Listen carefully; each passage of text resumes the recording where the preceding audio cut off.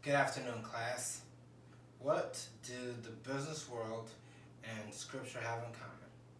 Well, the secular world will lead you to believe that nothing. One is a religious belief, and the other is where people go if they mean business. But I would argue differently.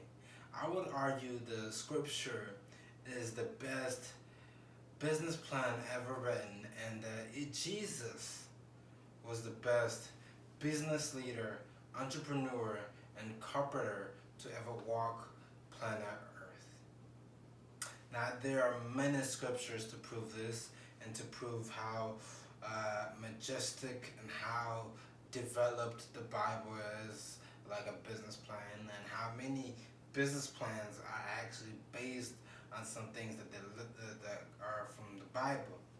But today I want to focus on one parable of Jesus.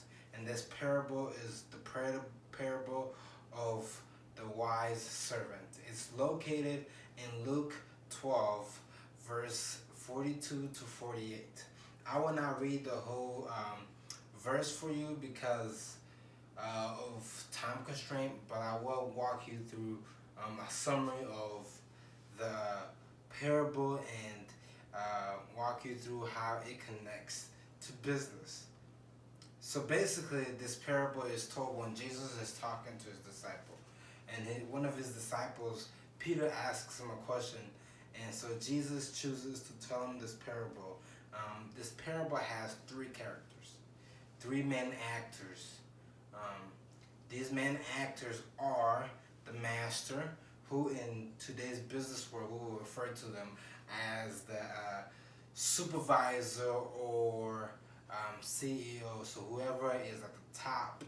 And then after that, we have the manager, and so the shift manager maybe, or whoever is the middle person between the top person and the bottom person, whoever is the middle person will be this manager that Jesus talks about. And lastly is the person at the bottom who's dealing with the actual product, handling it, and the line person. And in this story, he's referred to as the servant. And so Jesus tells the story, and at the beginning, he tells of what a wise servant and a fool servant kind of looks like. And he goes further to explain it by telling the parable like this. He says that one day the master was leaving the house, so he decided to leave the manager in charge. And then Jesus moves to this two-way event. He doesn't tell us what happens after that, but he tells us the two possible ways this can go. He tells us the two possible ways that this can go is one, we can see a foolish manager, or two, we can see a wise manager.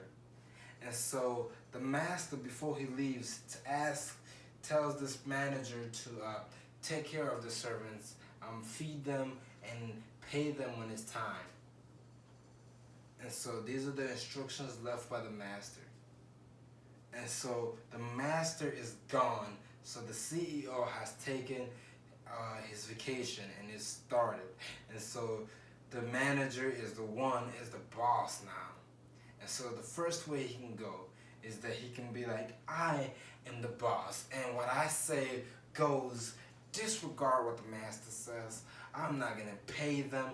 I'm not gonna give them food. Matter of fact, I'm just gonna keep the food to myself, and I'm gonna eat the food and take their wages away. Maybe even beat on some of them back in the day as they would do. Or two, he can be the wise manager who follows the master's will and actually feeds the servants as he was told and pays them what they are due and when they are due, and is just humble about having that privilege of getting to serve them. Jesus tells Jesus moves on and tells us of the consequence of the two. One, he tells us that if you choose to be the wise manager, then likely what will happen is that master will come back and he will be proud of the work you have done and reward you. Specifically in scripture, it says this: when the master comes back and realizes of how amazing job you have done with this one area he left you in, he will make you head of all his possessions. Basically, he will put you in charge of everything that he has. The second one is the full manager. He's the one who's arrogant, who's prideful, who's consumed by power, who goes, hey, the master is gone, so I'm in charge, so we're going to do what I want. And Jesus talks about how for that servant, the master will actually come back early, unexpected. He won't call ahead and tell him that he's coming. He will just walk in the house.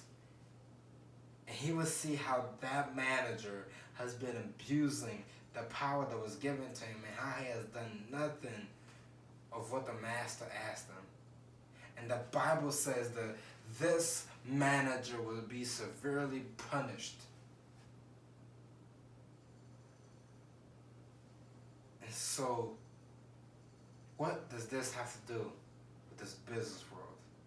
Well, to answer that question, I want to quote some of these business people. And so the first one I want to quote is Brian Tracy, who is the CEO of Brian Tracy International. And this is what he says: whenever I hold a strategic planning session, the first value that all executives agree on is integrity and honesty. Leaders know that honesty and integrity are the foundation of leaderships. Leaders stand for what they believe in. This is a question of character. Just like the scripture. When the master leaves, the manager is left with this void of what characters he will show. He can show the characteristics of unfaithfulness and of mistrust and of arrogance, or he can show the characteristics of integrity, respect, and loyal. But either way, he can't do both. He has to choose. Another great quote I want to quote is from John Huntsman Sr., who started his own business. And his business is worth about $12 billion now. He started John's Hunter's chemical firm. And he says this: there are no moral shortcuts in the game of life or business. He writes, there are basically three kinds of people: the unsuccessful, the temporarily successful, and those who become and remain successful.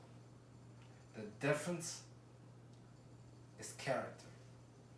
Once again, this thing of character comes into play. This manager who decided to be foolish may experience that temporary success because he's feeling himself, he's feeling that power. But at the end of the day, he will only be temporarily successful because he will be severely punished. Where this wise manager who shows good character will be rewarded. As you have seen in these two quotes that I have shared and many more, the business world is aggressively looking for people who show good characteristics. You might be the best performer in that business, but if you lack characteristics like honesty, integrity, respect, and responsible, you will likely not get the promotion you need or want. And so I would encourage you as students who are stepping into the business world to carry yourself with good characters as the wise manager did. Because You will never know when the manager is coming in, when the master is coming home.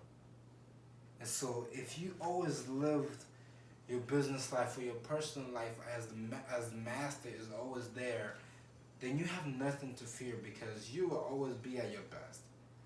But if you let the power get into your head and you see the master leave or the CEO leave, and so you start slacking off and start playing around instead of doing your work, those things will eventually show themselves in bigger ways and you won't be able to climb up the ladder.